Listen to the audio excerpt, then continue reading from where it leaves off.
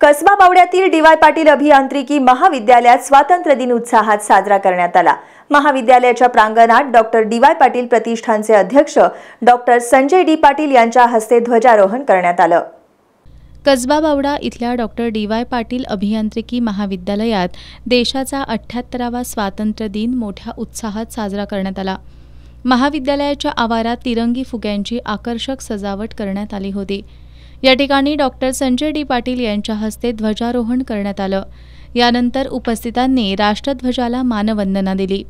यावेळी DY. Patil education सोसायटीच्या सल्लागार पूजा पाटील, वृषाली पाटील, कार्यकारी संचालक डॉक्टर ए.के. गुप्ता, प्राचार्य डॉक्टर संतोष चेडे, डॉक्टर डी.वाय. पाटील पॉलिटेक्निकचे प्राचार्य डॉक्टर महादेव नरके, registrar doctor Litesh Malde, doctor Rahul Patil, CHRO Shrilekha Satam यांच्यासह संस्थेच्या शाळांचे मुख्याध्यापक, विभाग प्रमुख, प्राध्यापक, शिक्षक, कर्मचारी आणि विद्यार्थी उपस्थित होते।